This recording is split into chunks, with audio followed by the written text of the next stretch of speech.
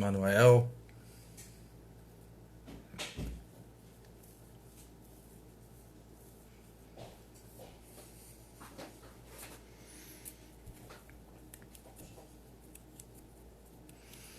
Mário, Rafa entrou ali. Matheus.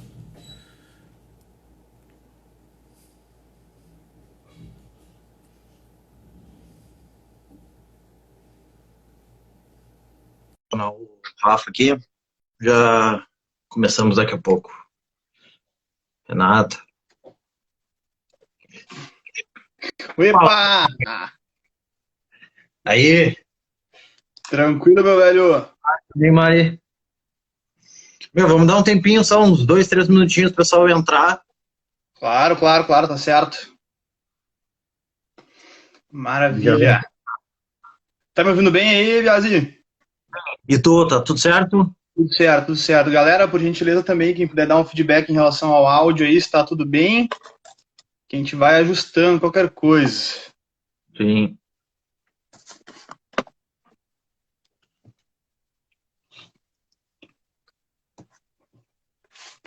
Galerinha conhecida aí. Uhum. Beleza, beleza. Só pra testar, ver como é que tá o brilho, se dá pra enxergar bem a imagem. Cara, dá, mas não fica muito nítido, na real. Um Sim. pouquinho difícil. Pelo menos pra mim aqui na...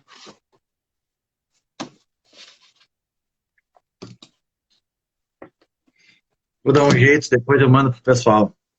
Sim, Cris também.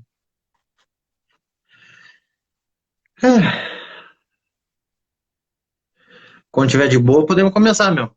Cara, por ti, mano. Tu que manda. Tá bom, só começar me apresentando rapidinho. Fala pessoal, tudo bem? Meu nome é Rafael, eu sou treinador da Transformers também. Tenho uma trajetória aí de 2 anos mais ou menos. Era estagiário do Diego, me formei. Tive a oportunidade de dar 2 treinamentos junto com ele, ano passado, principalmente quando fui convidado por ele dar um treinamento.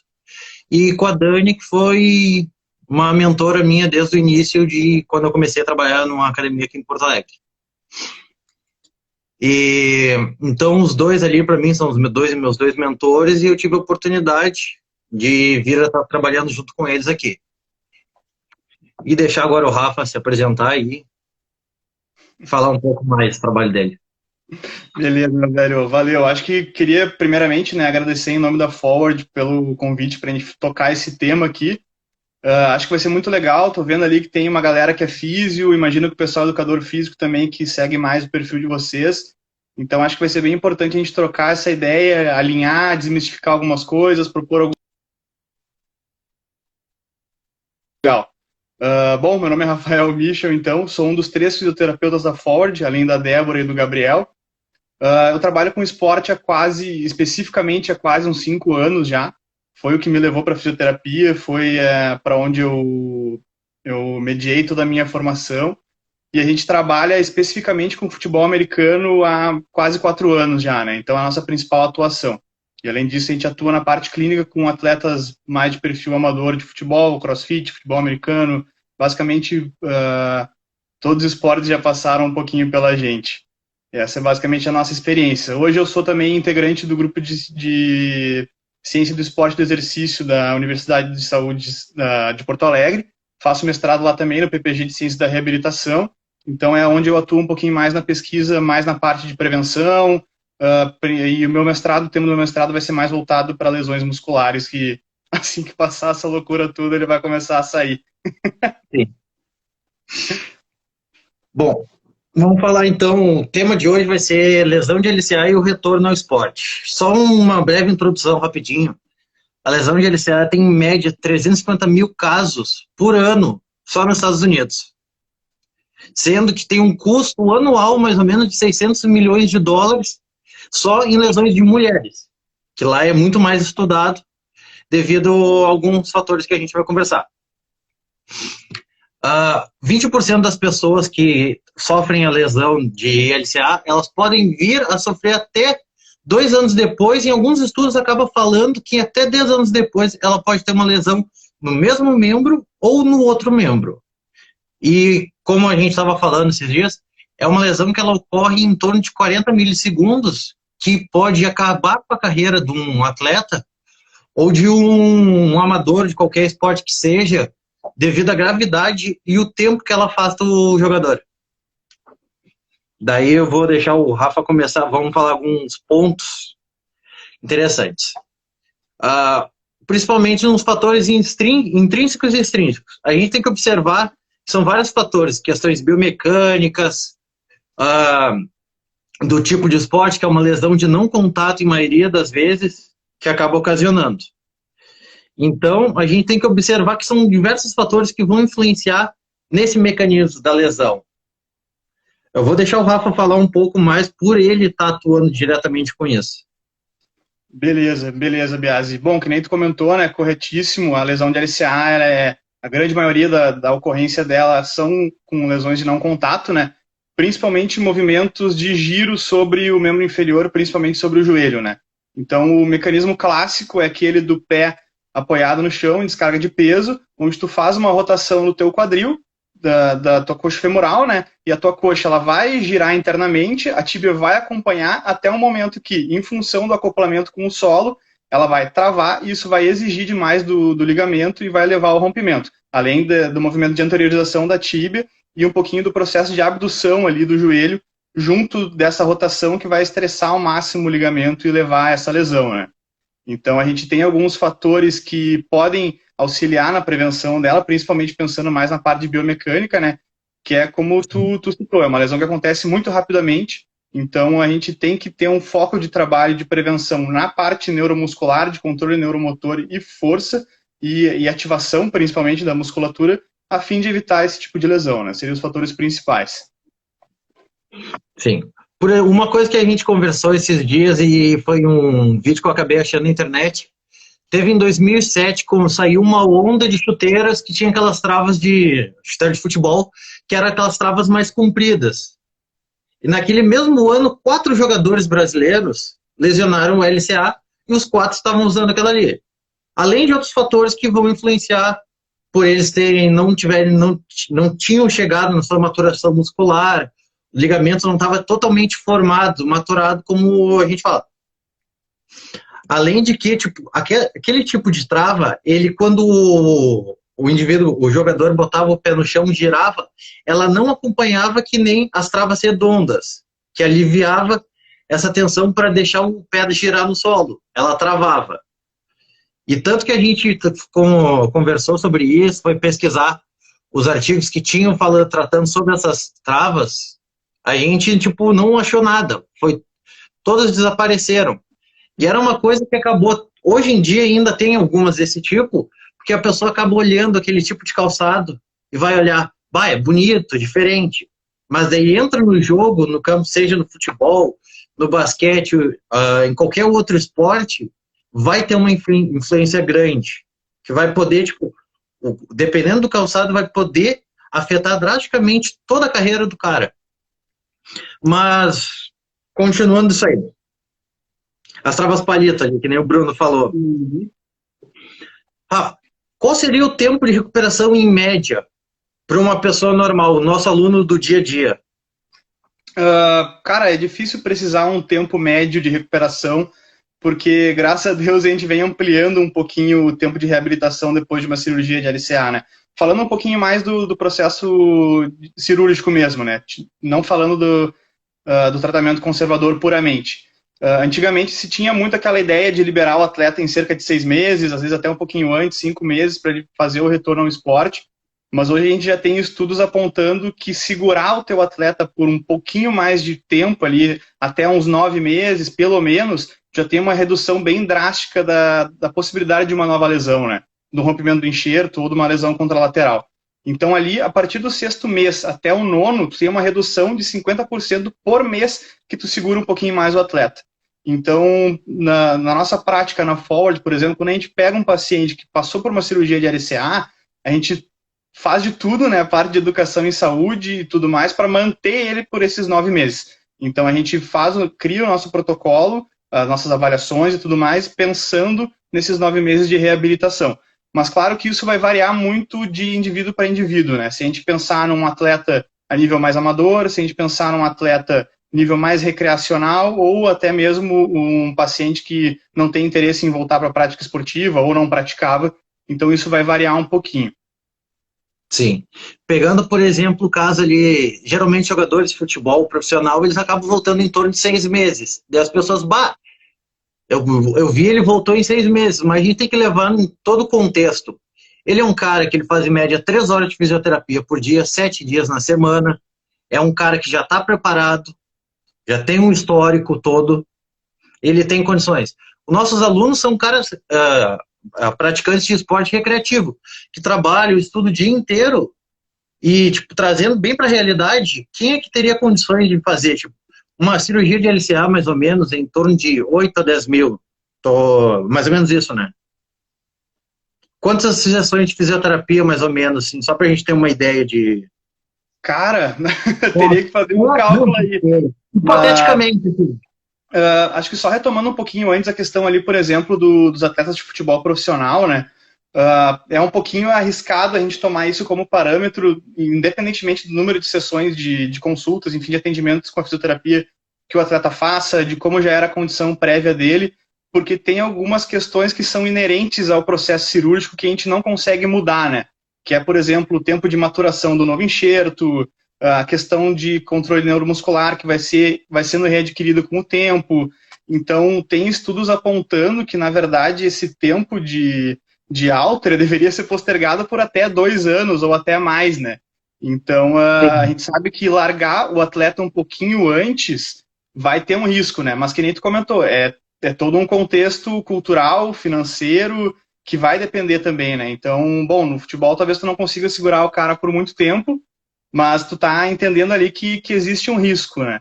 Em Sim. relação à tua pergunta de número de atendimentos, mais ou menos, a gente costuma trabalhar por semanas, né? Progredir o tratamento por semanas. Então, a gente vai ter ali as primeiras semanas, que é um momento, não diria até mais crítico, mas mais urgente, talvez, onde a gente precisa restabelecer a amplitude de movimento, começar o trabalho de ativação e reforço de quadríceps, principalmente. Então, normalmente, no início, a gente costuma fazer mais atendimentos, né? Pelo menos a gente propõe dessa forma para os nossos pacientes. E à medida que vai evoluindo o tempo e os meses e as semanas, a gente consegue espaçar um pouquinho mais, porque a gente vai retomando o treino de força, então a gente consegue também até dar orientações para ser feito fora do ambiente da clínica ali, né? Sim. Que acaba levando e juntando com tudo isso que tu falou, o nosso aluno do dia a dia não é um cara que dispõe de tempo extremo para fazer a fisioterapia todo santo dia, fazer todos os exercícios que a gente tiver que mandar ele fazer em casa, repouso, porque ele tem que trabalhar, ele tem que estudar, ele tem que fazer os negócios dele. E essa não é a realidade. E muitos atletas que a gente acaba atendendo, às vezes, eles não têm condições de pagar uma fisioterapia para fazer todo dia que nem um jogador. E que nem a gente falou, é uma lesão que muitas vezes pode acabar com um sonho, com a carreira de um futuro atleta promissor. Esse é um problema, uma questão interessante, né? Porque ainda se tem um pouquinho de cultura de que qualquer fisioterapeuta ou em qualquer clínica, consultório de fisioterapia, eu consigo reabilitar um LCA tranquilamente, né? Mas a verdade é que é uma lesão que hoje já se tem muita ciência em cima dela, então a gente consegue basear muito os nossos tratamentos em estudos e em outras observações. Então, deixou de ser aquele tratamento baseado simplesmente em achismo, né? A gente, Sim. infelizmente, vê muito por aí, em alguns lugares e com alguns profissionais, um tratamento que não se baseia naquilo que a literatura vem trazendo, né, de mais específico, mais importante. Então, a gente acaba vendo isso, né? O cara, de repente, vai tratar em algum lugar, mas não tem um profissional adequado, não tem o equipamento adequado em termos de material e tudo mais, não tem o conhecimento, principalmente, e a gente acaba vendo essas outras questões aí. Sim.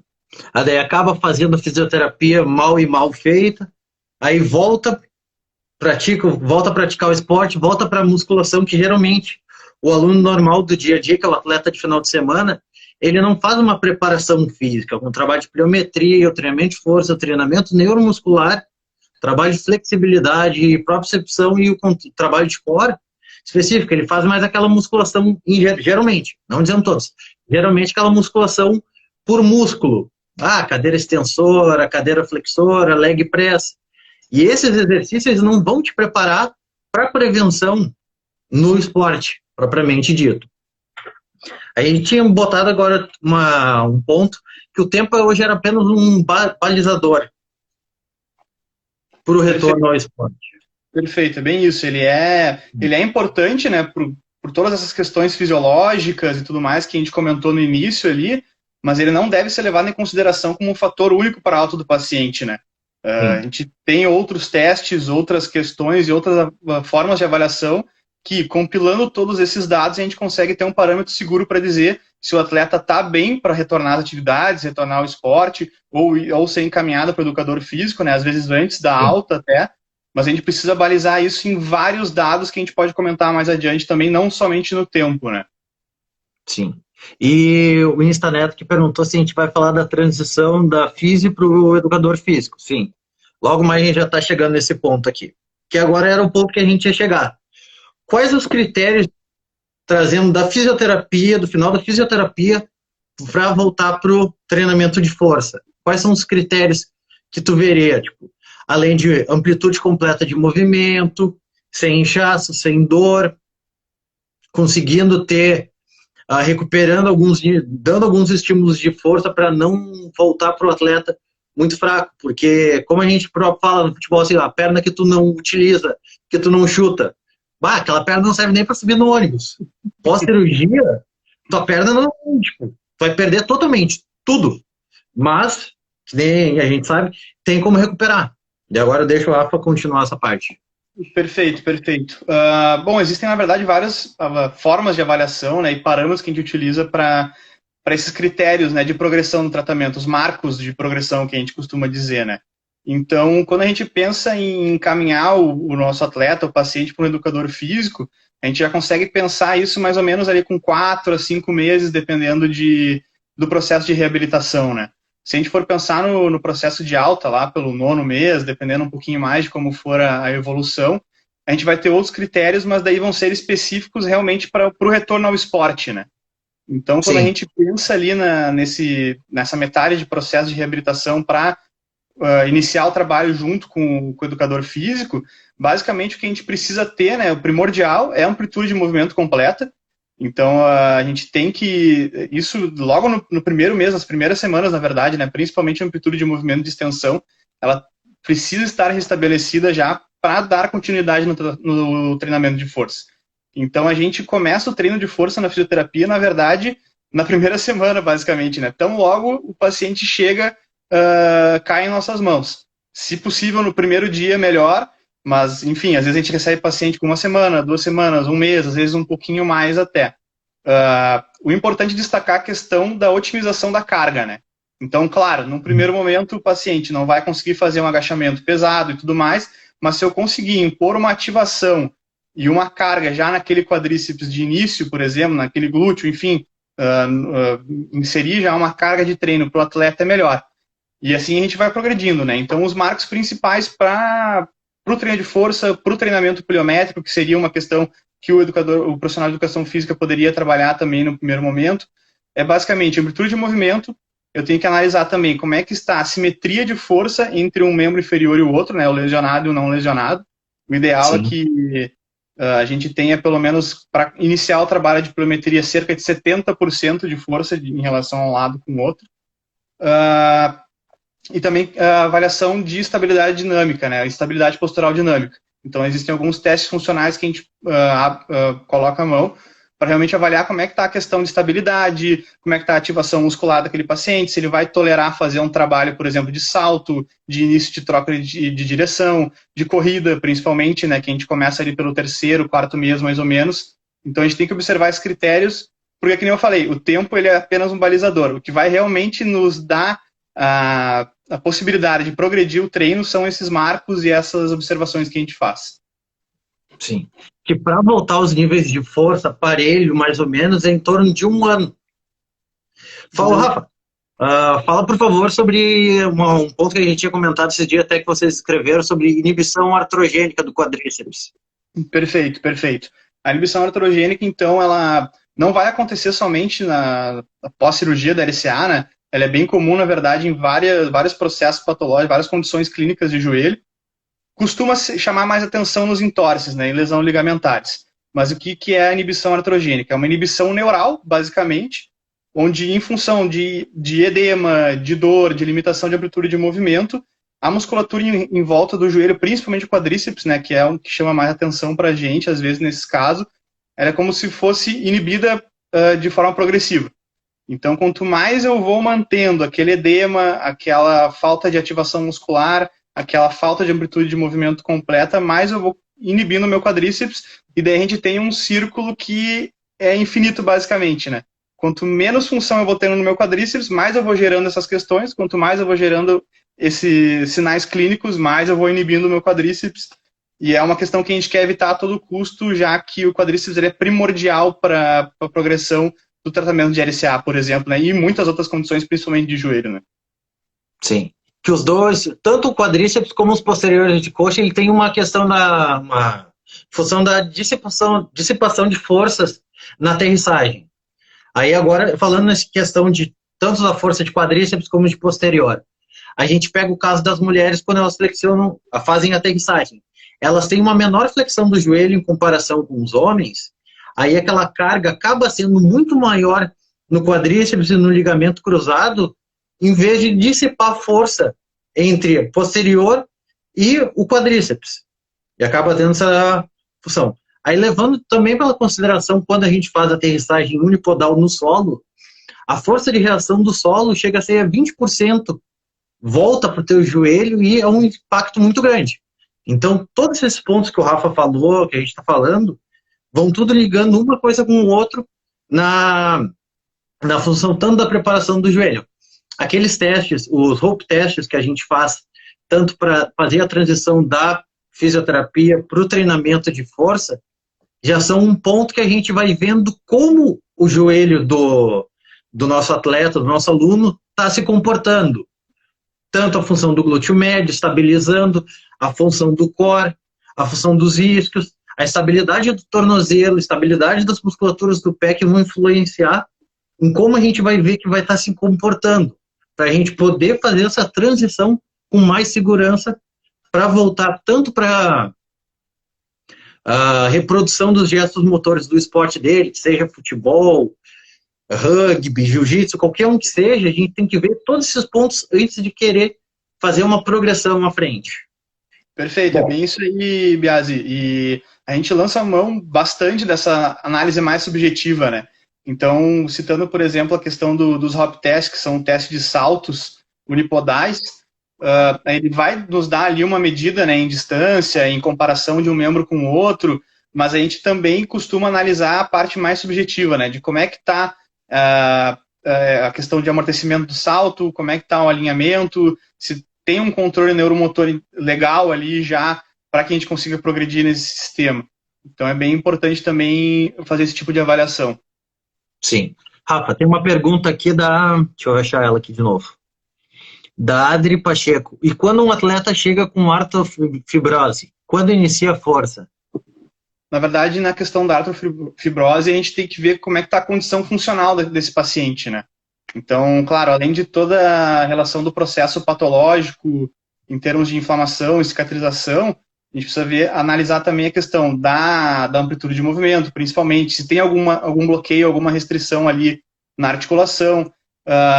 Então, uma avaliação mais específica, com uma avaliação mais específica, a gente consegue iniciar o protocolo de carga otimizada realmente, né?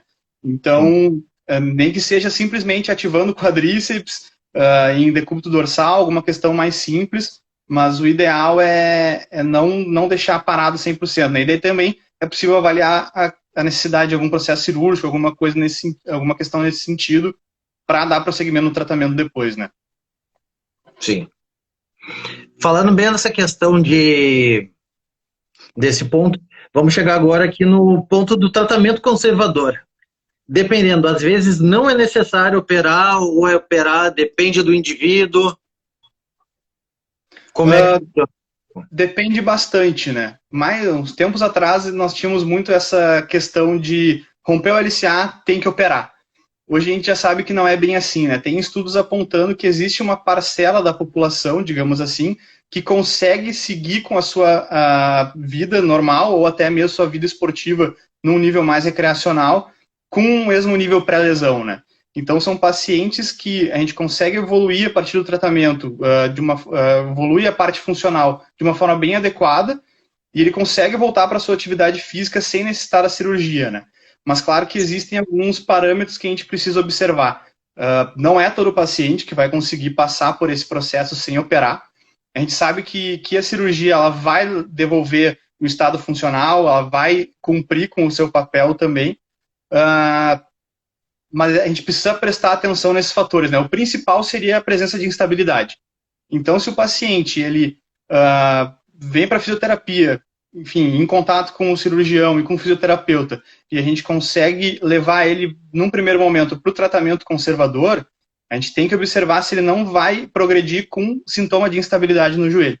Esse vai ser o principal fator. E a instabilidade funcional que eu me refiro, né? Porque tu pode ter uma instabilidade nos testes ortopédicos, ali no joelho, enfim, na gaveta anterior, por exemplo, mas o paciente, em função dos estabilizadores ativos, da musculatura, do controle neuromuscular dele, ele consegue lidar com a lesão ligamentar, digamos assim, e manter a funcionalidade dele em termos de força, de controle neuromotor, principalmente. Então, ele consegue realizar as atividades mesmo sem precisar passar por um processo cirúrgico. Sim. Vamos pensar agora numa questão, nossa realidade, mais ou menos. A gente tem um adolescente, 18 anos, atleta semiprofissional de futebol ou jiu-jitsu, que é a maioria dos nossos seguidores aqui, e ele lesiona o LCA. Ele é um cara com um grande potencial para ser profissional. Ele tem que operar, nesse caso. Que por ele ser mais novo, ele tem chance, tipo, ele não está nos níveis máximos de maturação muscular dele, de ligamentização completa, tudo. Aí ele pode fazer esse retorno. Daí até um dos artigos que a gente estava comentando esses dias, que dizem que o retorno, principalmente por adolescentes, pessoas mais novas, tentar fazer um retorno ao esporte depois de 2 anos, completo. Daí é uma opção, correto? Vai ter que intensificar muito mais esse trabalho de reabilitação, digamos assim, né? Então tem toda a questão da maturação, realmente, que nem tu comentou, da parte muscular, da parte de aquisição de força. Então, quando tem um atleta mais jovem, tu tem ainda mais essa questão do nível técnico e físico dele, né? E pensando também, por exemplo, retomando a questão lá do tratamento conservador, se a gente vai levar isso para um atleta mais profissional, tem a questão do tempo que ele vai perder, digamos assim, nesse processo, né? Então, quando a gente pensa em tratamento conservador de LCA, a gente pensa ali num processo que vai levar cerca de 2, 3, até mesmo 4 meses, dependendo do caso. E ainda assim, nesse meio tempo, a gente tem a questão de que talvez não funcione. Talvez o atleta não se encaixe nesse perfil que pode seguir sem o processo cirúrgico, e daí mesmo assim ele vai ter que seguir para a cirurgia. Sim. Aí entra toda a questão psicológica do atleta que vai afetar. Vai afetar o... Até ele tem aquela segurança, que é um dos pontos que a gente vai falar, ele ter a segurança depois que ele operou para poder voltar no esporte de alto nível.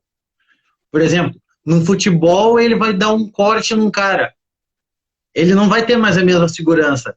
Numa dividida no ar, na hora de aterrissar, ele não vai ter aquela segurança necessária. E isso vai afetar. Com certeza, com certeza. Esses tempos, para quem acompanha futebol, mostrou um gol do Cristiano Ronaldo, que ele saltou mais de quase 2 metros de altura. Foi absurdo. E ele caiu perfeitamente. Daí pegaram um caso de um outro jogador da NBA, que ele saltou, caiu e rompeu o LCA. Aí a gente vê o que os estudos falam.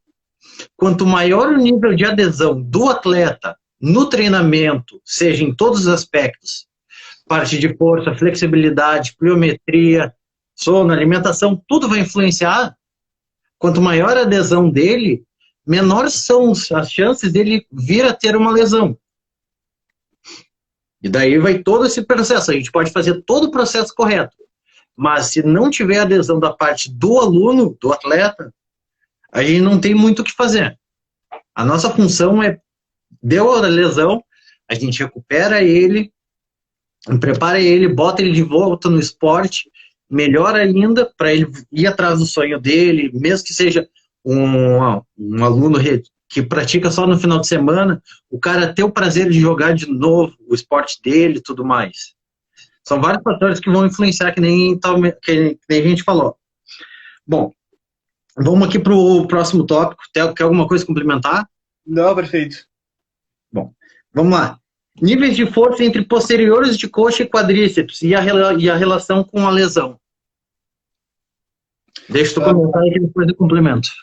Perfeito. Bom, a gente sabe que os isquiotibiais eles têm um papel importante, né, em segurar essa translação anterior da tíbia, né?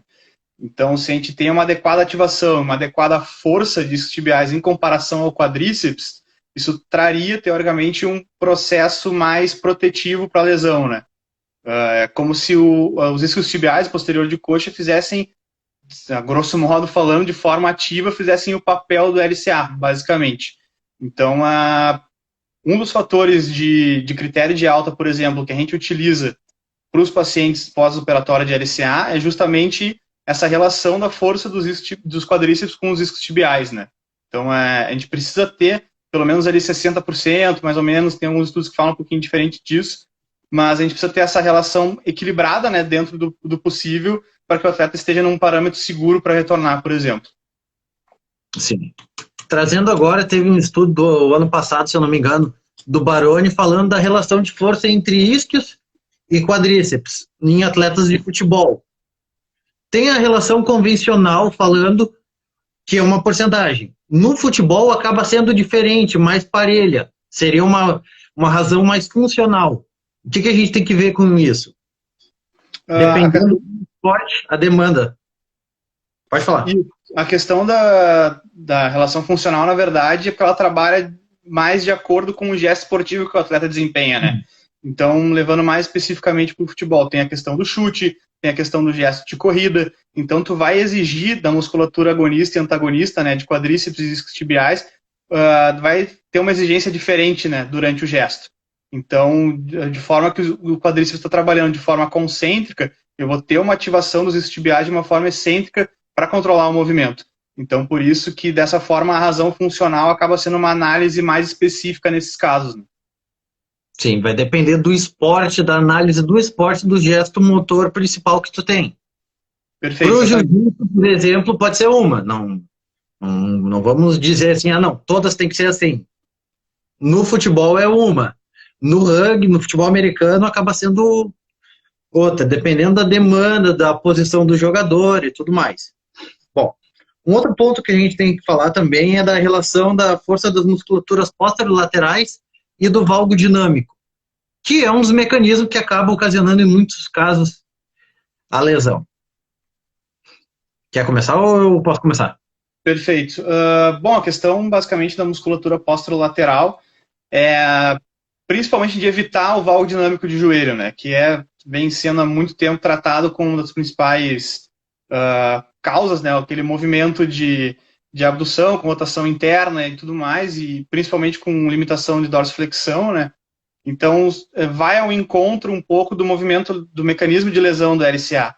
Então, sim, a teoria é que, trabalhando esse complexo posterolateral, que inclui glúteo médio, glúteo máximo, tu teria uma forma mais funcional de evitar esse movimento lesional, digamos assim, e dessa forma ter um efeito protetivo também. Sim. Aí, juntando tudo isso que a gente falou, o que vai causar o valgo dinâmico? Falando de forma simples, pode ser o glúteo médio. Mas vamos levar a questão também. Uma pronação subtalar do nosso pé, do tornozelo ali. Uma hiperativação dos adutores, possivelmente. Uma fraqueza de core. Uma posição, a relação de ângulo Q, já, na literatura já foi constatado que não tem uma relação direta. Caindo por terra, meu Deus. Caiu por terra.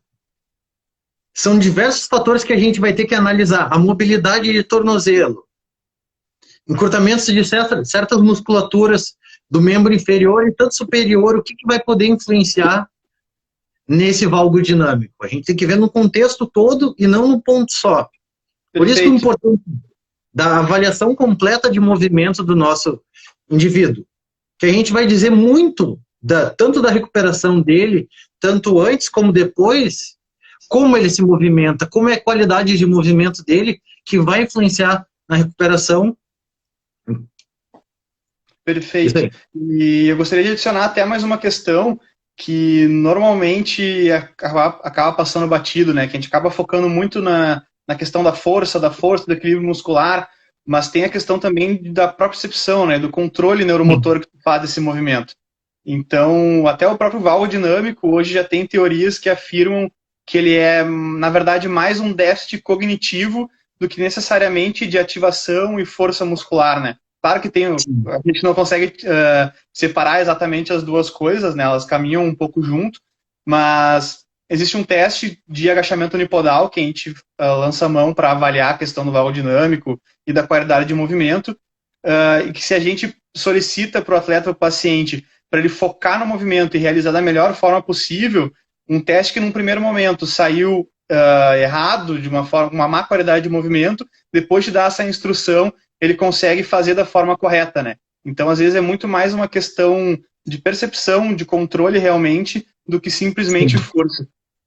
Sim, que a gente pode ver o teste ali, o step down, tu vai fazer, o indivíduo faz um valgo dinâmico excessivo. Daí o cara, é o glúteo médio. Não, vamos analisar.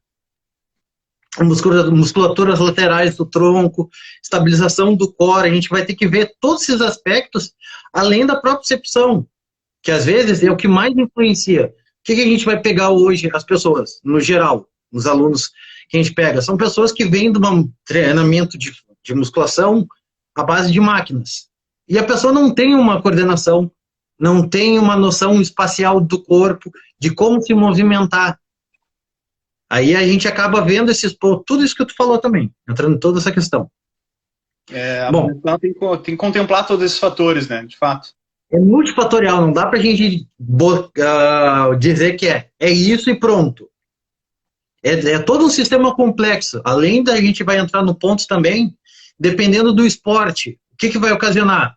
Por exemplo, pensando em sistemas complexos, quais os níveis de chance de ter uma lesão no basquete e no balé? Tem aterrissagem unipodal. São coisas que vão influenciar mais no basquete, são coisas que vão influenciar mais no balé. São diversos pontos que a gente vai acabar analisando. Bom, um ponto aqui agora bem técnico em relação à fisioterapia. A utilização do enxerto, qual tipo? Semimembranoso ou tendão patelar? Quais critérios, tempo de recuperação? Tem algumas peculiaridades, né, em relação à utilização de um enxerto ou outro, né. Os mais comuns hoje em dia é o de posterior de coxa, né, principalmente ali grácil e parede de discos tibiais, mas também Sim. Tem um que era mais utilizado um pouquinho mais de tempo atrás, que era do tendão patelar, né, do ligamento patelar, na verdade. Cada uma a escolha, na verdade, que acaba passando mais pela técnica do cirurgião, na verdade, do que pela decisão do paciente, essa escolha ela vai ter alguma implicância na parte clínica depois da reabilitação, né? Então, por exemplo, antes disso, na verdade, né, a gente sabe que funcionalmente não há muita diferença entre um enxerto e outro. A questão, talvez mais morfológica, é que o ligamento patelar ele tem mais característica morfológica realmente de um ligamento, né? Então, Sim. Ele talvez cumpra o seu papel de uma forma mais rápida, digamos assim, o processo de maturação dele e de questão de estiramento durante o treino e tudo mais. E é um processo que o tendão dos isquiotibiais, por exemplo, vai ter que passar, né? Porque ele é, na verdade, um tendão, ele não é um ligamento. Então, essa seria talvez a principal diferença. Mas em termos funcionais, a longo prazo, os estudos não demonstram muita diferença nessa questão. Mas aí, claro, durante a reabilitação, tu vai ter que prestar atenção a algumas questões, né? Por exemplo, os isquiotibiais, quando tu faz o enxerto de posterior de coxa, tu tem que respeitar um pouquinho o tempo para iniciar a ativação da musculatura isquiotibial, então é como se fosse uma lesão muscular causada ali para retirada do enxerto, então a gente começa o treinamento de força nessa musculatura um pouquinho mais tardio, mas funcionalmente, no fim das contas, parece que não tem muita diferença a escolha de um enxerto para o outro. A técnica com musculatura posterior de coxa, ela é mais simples para o cirurgião, então ela acaba sendo mais rápida, ela acaba tendo um pouquinho menos de intercorrência em relação ao tendão patelar, e a do tendão patelar, do ligamento patelar, ela também pode levar a algumas consequências, como aparecimento de dores na região anterior do joelho, processo de tendinoalgias, tendinopatias ali patelares. Então, são algumas questões que diferenciam, mas que a gente consegue dar conta no processo de reabilitação, se tudo bem avaliado, bem cuidado e bem progredido. Sim. Pensando agora bem nessa questão na utilização do tendão patelar, que ele acaba utilizando o terço médio do tendão ali para fazer esse enxerto. Eu tenho um aluno, ele é lutador de jiu-jitsu, e ele passa muito tempo na luta. Ele pode vir até sentir alguma diferença por ele ficar em posições de joelho flexionado, com o joelho no chão durante a luta, ou um jogador de futebol também, por utilizar muito a musculatura do quadríceps, que vai influenciar um pouco ali. A gente parte do pressuposto, na verdade, que se o processo de reabilitação foi feito de uma forma adequada, isso não venha a ser um problema no futuro, né?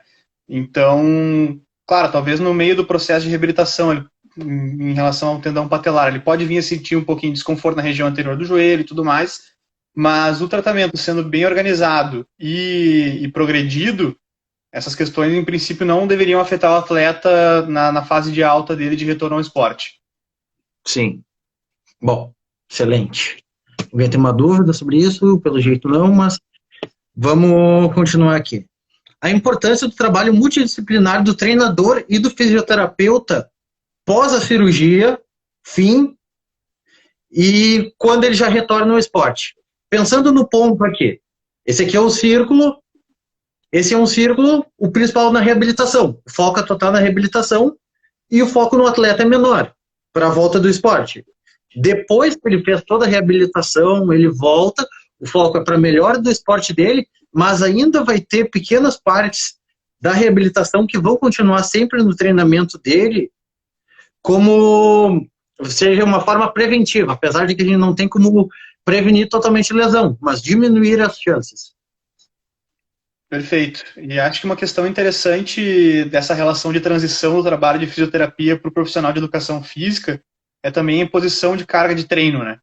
Então, Sim. Muitas vezes nós vemos que a gente acaba, os profissionais liberam o atleta de uma forma em que ele não estava muito acostumado às atividades dele, e ele volta para o educador físico e às vezes acaba caindo uma bomba no colo do profissional de educação física, de ter que lidar com aquele atleta que não estava, de repente, com uma carga de treino já otimizada para seguir o trabalho mais específico, alguma questão nesse sentido. Então é outra questão que a gente tem que observar, né? Como que, além de todos os parâmetros e avaliações, mas também como é que está a condição física que a gente está entregando o atleta para o profissional de educação física poder iniciar o trabalho dele de uma forma adequada e não colocar o atleta em risco também, né? Porque a gente tem que botar a mão na consciência, como fisioterapeutas, e entender que a gente precisa entregar o atleta pronto dentro daquele período que ele está, obviamente, para iniciar o trabalho com a educação física. Então a gente não pode esperar que o educador físico, o profissional de educação física, corrija algum erro que a gente deixou passar na reabilitação, ou precise entrar de uma forma muito brusca, por exemplo, com um treino de salto ou pliometria. Então a gente tem que ter essa comunicação, esse contato com a educação física, para lançar o atleta já numa condição ideal para seguir com o processo dele de reabilitação e retomar os treinos e atividades. Sim. Bem nesse ponto que tu falou. Tem um ponto interessante, por exemplo, nos Estados Unidos não existe faculdade de educação física. Eles são fisioterapeutas, eles vão lá e eles fazem um curso de treinamento de força de algum certo tempo. Mas daí eles acabam tendo uma visão muito mais abrangente do treinamento de força do que propriamente o profissional de educação física. Uma visão mais global, entendendo esses pontos da transição da reabilitação para o treinamento de força.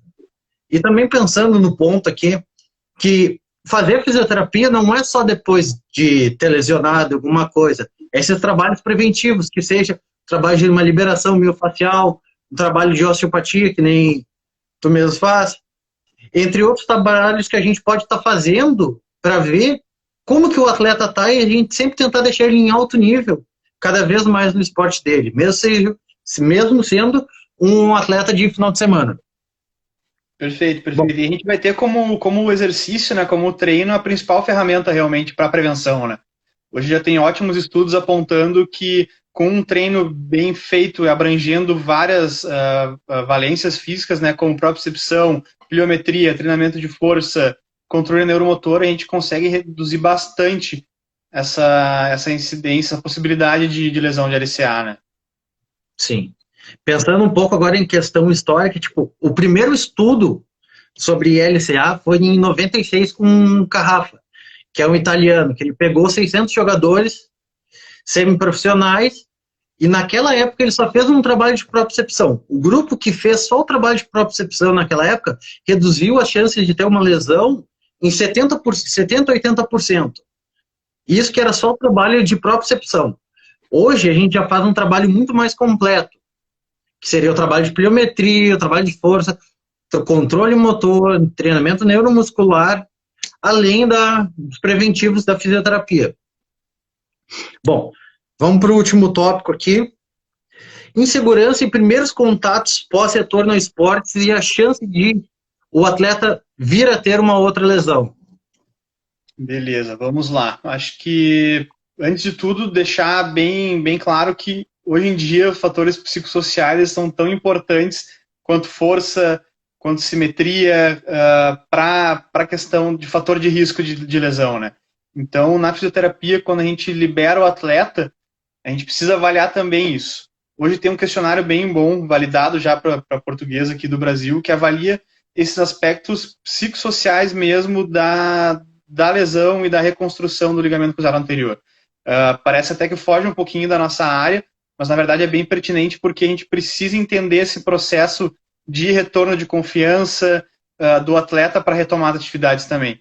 Então não adianta nada hoje eu ter um atleta 100% em termos funcionais se ele não tem a confiança, ele não está preparado psicologicamente para retornar às atividades dele, a fazer um movimento de repente que lesionou ele. Então, em alguns momentos, a gente precisa até mesmo encaminhar para um psicólogo para fazer esse trabalho mais específico, psicossomático, para que ele retorne ao campo com segurança e com confiança, porque isso é muito importante também. A gente não libera atleta se ele não tiver bem, digamos assim, reguladas essas questões. Sim. Que a gente tem que pensar também que a gente não está trabalhando com uma máquina, a gente está trabalhando ali com um ser humano. E a lesão ali do LCA, que em 40%, 50% dos casos acaba com a carreira do jogador, o sonho do cara é a gente reabilitar, dar essa segurança para ele chegar, que seja um atleta profissional, o cara voltar, se não um contrato milionário, ele chegar para ti e dizer, Rafa, obrigado, tu é o cara, graças a ti hoje eu tô onde eu tô chegando no meu nível profissional absurdo, porque tu cuidou de mim, tu fez um trabalho. E são coisas, tipo, a gente tem um retorno financeiro, tudo, mas a gente entrega um valor absurdo. Tanto para o aluno do nosso dia a dia, que ele acaba tendo, ali o Marcelo falou, não esquecer que o ambiente, fatores psicológicos, clima mudam de um dia para o outro. Sim, vai afetar tudo. São muitas coisas que a gente tem que analisar. Não tem como a gente fixar ali, é só isso, é só isso. Perfeito. A avaliação e essa retomada das atividades, ela tem que ser multifatorial realmente, né? A gente não consegue levar para simplesmente um fator somente biomecânico, somente psicossocial, então a gente tem que integrar todas essas áreas dentro da fisioterapia, fazer essa avaliação mais completa para justamente não colocar o atleta em risco, como tu comentou, né? Para que ele não passe por todo esse processo de novo. Então, poxa, Sim. é ali uma lesão que vai demandar muito tempo dele, é uma lesão que vai demandar da parte psicossomática, psicossocial dele, vai alterar completamente a rotina dele, seja profissional ou não. Às vezes vai afetar a parte de trabalho também. A gente tem atletas, por exemplo, no futebol americano, que lesionaram e isso atrapalhou muito a questão laboral deles. Então, atletas que trabalhavam de pé o dia inteiro, caminhando, enfim, que de uma hora para outra, em função da lesão, isso atrapalhou também. Eles tiveram que mudar de cargo, tiveram, de repente, que mudar de emprego, alguns até cogitaram largar o emprego. Então, a lesão ela vai afetar muito essas questões, né? Não é só a parte de campo, realmente. e a parte do desempenho esportivo. Então, a gente vê que com todos esses fatores, voltando para a parte psicossocial, isso vai afetar demais. Então, o atleta tem em mente que se ele lesionar de novo, ele vai ter que passar por todos esses processos que não foram fáceis para ele, é um risco muito grande. Então, por isso que ele tem que ter essa ciência de que ele tem que estar bem nessas questões psicossociais também para retornar às atividades. Sim. Agora, trazendo uma situação real, concordo totalmente contigo, com tudo que tu falou. Em 2006, o Nilmar, que jogava no Inter, rompeu o LCA do joelho direito, se eu não me engano. 2007, um ano depois exato, ele rompeu o joelho esquerdo. Imagina como isso vai influenciar, seja num atleta profissional. O Volkmer perguntou aqui, quando é interessante começar o trabalho em cadeia cinética aberta com carga para esse tipo de lesão? Quer começar? Pode começar. Perfeito, posso começar. Ainda é um pouco inconclusivo a questão do início de trabalho de cadeia cinética aberta para o LCA, né? Tem alguns estudos que apontam que não tem uma diferença funcional depois de tu iniciar esse tipo de trabalho. Tem estudos que apontam que seria um pouquinho perigoso no início. A maioria dos estudos, tem estudos que apontam 4 semanas seria um tempo legal para tu iniciar esse tipo de trabalho, mas tem estudos que já vão um pouquinho mais longe, dizendo que o ideal seria começar por volta da 12ª semana. Por quê? Porque quando tu tem ali nos últimos graus de extensão de joelho, em função da carga, tu teria maior translação anterior da tíbia, e isso poderia prejudicar a maturação e a cicatrização do enxerto, né, do novo ligamento ali da cirurgia. Então, por isso que costuma-se evitar um pouquinho e postergar o treino em cadeia cinética aberta de joelho, né, principalmente em extensão, né, na verdade, basicamente em extensão, lá para a 12ª semana. Da forma que a gente trabalha, a gente costuma deixar para a 12ª semana também, porque a gente consegue impor uma carga adequada no quadríceps, por exemplo, que seria o alvo principal desse exercício, né, de extensão de joelho, com outros exercícios, principalmente de cadeia cinética fechada. Então, agachamentos, afundos, dentro do seu período de progressão, obviamente, a gente já consegue impor uma carga interessante no quadríceps sem precisar, de repente, colocar o paciente, o atleta, em risco do enxerto dele lacial, alguma coisa nesse sentido. Então, a gente costuma deixar para a 12ª semana mesmo. Sim. E também, que nem complementando o que ele falou, trabalhando sempre no ângulo dos ângulos de segurança.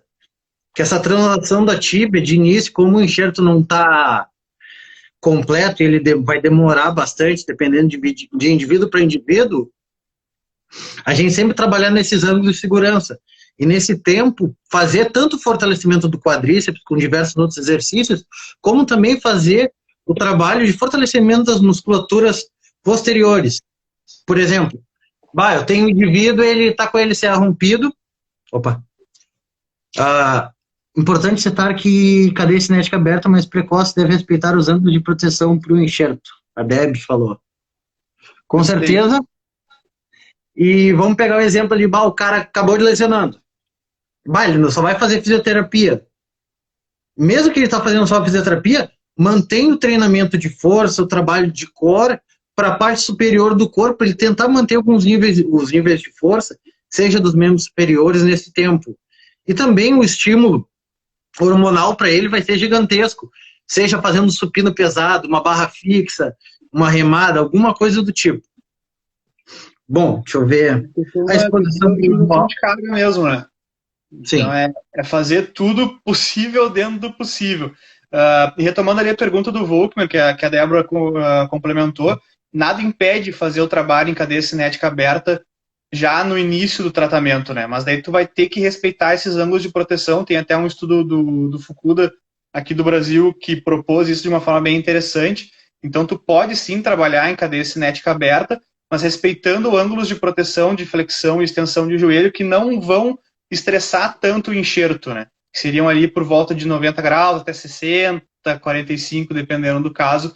Tu pode fazer o exercício que, teoricamente, tu colocaria menos carga no enxerto. Sim. A Mari Luquez perguntou o que vocês recomendariam de prevenção para uma criança que joga futebol? Nesse início, trabalho de controle motor, propriocepção, principalmente trabalho de core, que ela ainda está na função de desenvolvimento. E ela precisa ter essa noção. Concorda? Perfeito, perfeito. De trabalho de força também, não, já tem estudos comprovando que não tem problema a criança fazer, adolescentes fazer um treinamento com cargas adequadas para o indivíduo. Bom, no mais seria isto. Tem algum complemento? Em princípio, não. Vamos ver se o pessoal tem alguma pergunta, alguma questão. Tem uma pergunta aqui que tu tinha me mandado do Alisson. É possível Sim. retornar ao esporte com dor? É possível, mas o ideal é tentar entender o que está gerando essa dor, na verdade, né? Bom, partindo do pressuposto que o atleta retornou ao esporte, às atividades, com um estado funcional adequado já, né? Então, vamos supor, ele está com uma simetria de força, ele tem o controle motor legal, ele tem os outros parâmetros psicossociais adequados já também para esse retorno, e mesmo assim sente dor. Então, em princípio, não teria problema ele retornar. Essa dor pode vir de questões relacionadas à retomada das atividades, ao aumento da carga de treino dele, mas se ele não está com todas as questões funcionais resolvidas já, aí é legal dar um passo atrás, retomar, resolver realmente o que está faltando, para daí sim ele seguir sem essa dor, né, obviamente. E se tá ansioso, quer voltar a jogar, vai jogar um FIFA, alguma coisa, tira o pé um pouco do acelerador para não dar ruim. Tem uma pergunta aqui. Tem a exposição gradual, né? Então a gente vai tentando inserir aos pouquinhos o atleta no esporte, né, dentro do gesto dele, ou com um implemento, uma bola, alguma questão assim, mas tudo muito gradual e também para aumentar a aderência dele, né? Mas jogar 100% num momento muito antecipado, o ideal é o FIFA mesmo. Que é um risco que não vale a pena a gente estar correndo inicialmente. Exatamente. O Alves Thiago perguntou aqui, o agachamento isométrico, cadeira, isso seria um bom exercício pós-lesão? Com certeza, com certeza. A gente consegue utilizar, inclusive, nos primeiros momentos ali da reabilitação, né? Beleza. O Instaneto agradecendo aqui, valeu. Jéssica também. Alguma pergunta, pessoal? Daí a gente já vai finalizando. Pelo jeito não. Qualquer pergunta é só mandar no direct pra gente. E alguns avisos. Os artigos que a gente citou aqui, a gente vai estar disponibilizando no canal do Telegram da Transformas, que está no link lá no perfil. Quaisquer dúvidas é só mandar pra gente. Depois da meia-noite a live vai ficar salva no YouTube também, no nosso canal. E vai ficar salva 24 horas aqui no Instagram também. E por último, queria agradecer muito ao Rafael, grande amigo meu de anos aí. Baita profissional aí. Oportunidade que a gente teve, essa troca, passar um pouco do nosso conhecimento aí para ajudar o pessoal. Perfeito, perfeito. Acho que foi ótimo mesmo, Biasi. Bom ter essa troca de conhecimento contigo. A gente já vem aí basicamente atuando junto há um tempinho, pensa de forma parecida em várias questões, então isso só agrega, só soma para o trabalho. E foi um prazer ter esse papo contigo e com o pessoal aí. Isso aí, então. Os artigos, logo mais, até meia-noite eu estou postando já no canal do Telegram. Só entrar lá que eu já posto para vocês daí. Isso aí, feito. Valeu, muito obrigado a todo mundo. Boa noite. Valeu, um abraço.